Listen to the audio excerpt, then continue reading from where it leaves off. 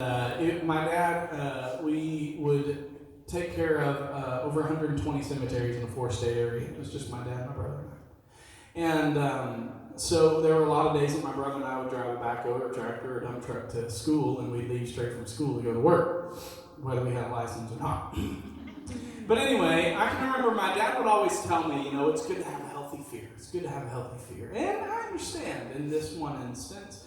I was unloading a backhoe off of a gooseneck trailer, and it wasn't a low trailer, it was a high trailer, it was a hay trailer is what it was. And so I was unloading the backhoe, wasn't really paying attention because I didn't really have a fear of the machine. I had driven it 1,000 times, and I unloaded that backhoe straight off the side of the trailer.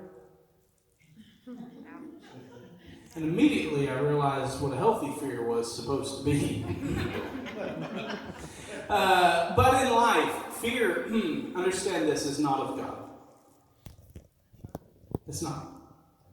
If God wanted you to have fear in your heart, He would instill fear in your heart. But the Word says that He will not instill fear in your heart. What will He instill? Peace. Joy. Fear is not of God. And I heard somebody say not too long ago, fear is only something when you recognize it to be greater than the one you have faith in. Did y'all hear that? Fear is only something in your life when you recognize it to be greater than the one you have faith in. Because the one that you have faith in, if you have faith in the same one that I do, is greater than anything. Greater than anything you'll ever face. Fear, anger, pain, hurt, disappointment, frustration, whatever it might be. The one I have faith in has complete control over all that. Amen. Do you realize that if you can allow your mind to understand that when the Word says that He took the keys to death, hell, and the grave, that means that the devil can't come out?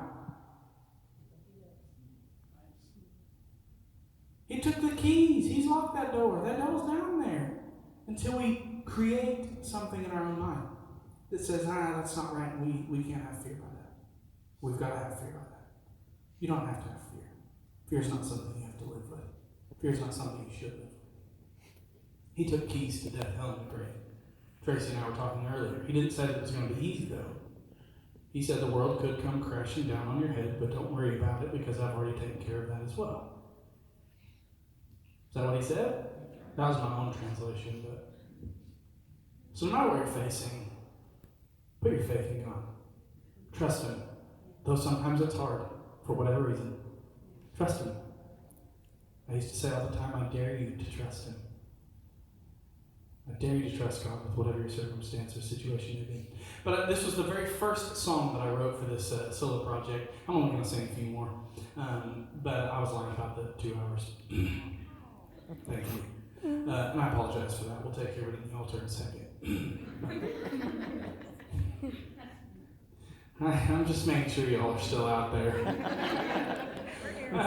But this is the very first song that I wrote when I began to deal with life as life handed it to me. And I began to tell myself, I had a motto that I was going to run down my fear and I was going to show it my faith.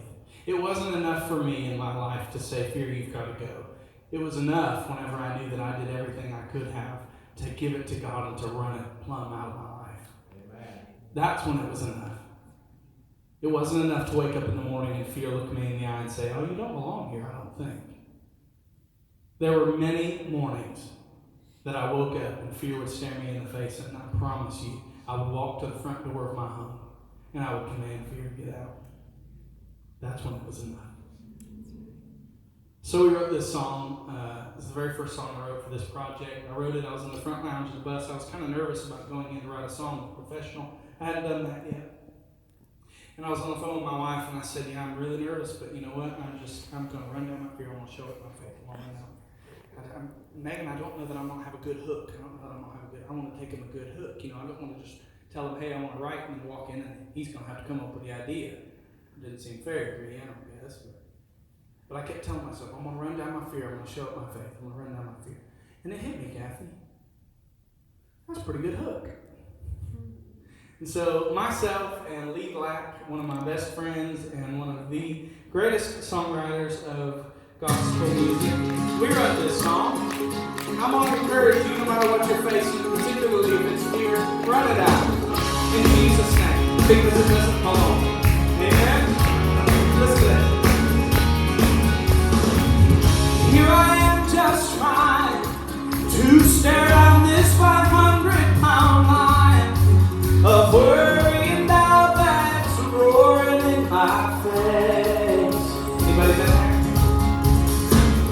It's a constant companion that always seems to find me where I'm standing. It looks me in the eye and tells me to back away. Oh, but that's not who I am, 'cause I know whose I am. So I'm running out my fear and showing it my face. Gonna let him know it doesn't have a place in my heart. 'Cause greater is He in me than anything I may face. And so I'm running out my fear and I'm showing it my face. Anybody here bold enough to do that with me?